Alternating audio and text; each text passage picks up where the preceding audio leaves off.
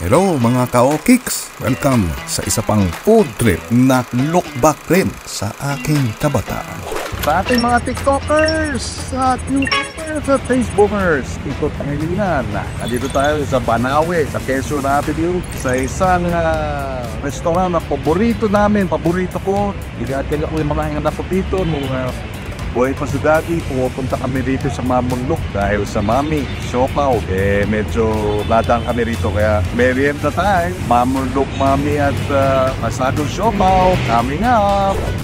Tara dito sa loob ng continuation ng ating masarap na kwentuhan. First-hand dining experience noon at ngayon dito sa Mamundok ang aking ihahain sa inyo.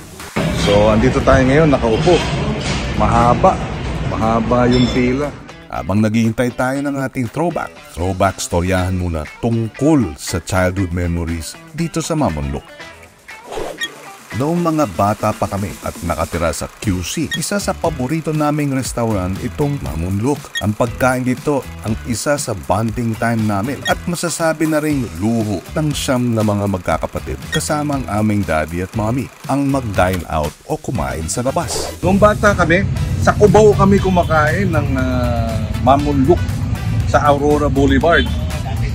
Naalala ko na isa sa regular routine naming mga magkakapatid na lalaki. Uy, 3 pa lamang kaming boys nun.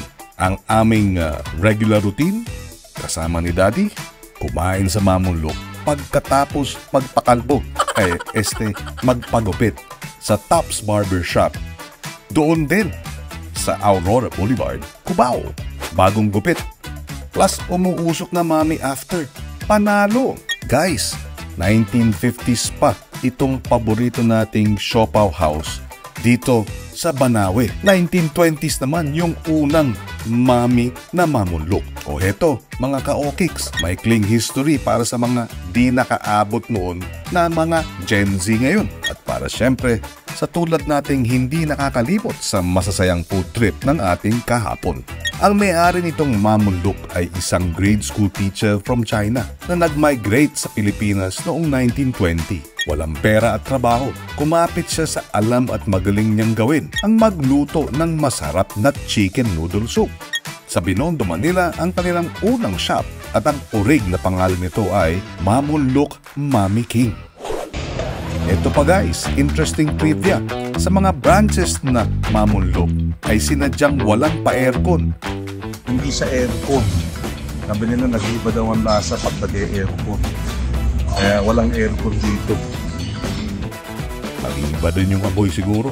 Dahil nga ang pagkain dito sa Mamundok ay isa sa tradisyon ng aming pamilya, minsan ay ako naman ang dagdala kay Daddy dito sa Banawe branch dahil wala na ang Mamundok sa Cubao. Kasama rin noon sina Frankie at Miel ng lolo nila at pati na ang ilan sa aking mga pamangkin. What a nice family time. At syempre, hindi kami muwi na walang pasyaron. Alam nyo na.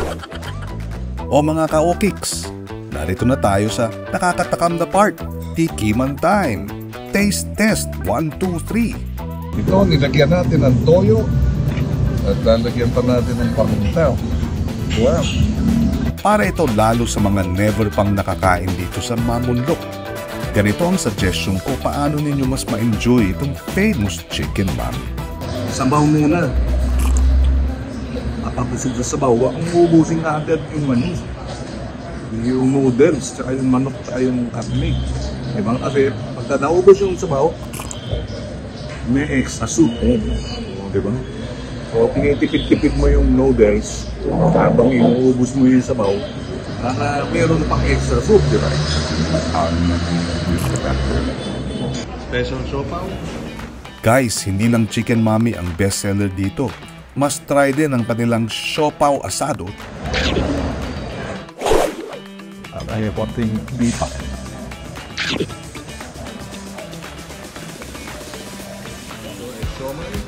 At siomay. Siyempre sa food trip, importante ang budget. Kaya heto ang price list guys. Ang presyo dito sa Mamundok, yung regular na mami, na busog ka na, 160. Isang mami na regular, yung original. Siopaw naman, Dalawa kami, pero isa lang ang in-order namin dahil yung special sopaw, malaki. Naghahati na ng kami.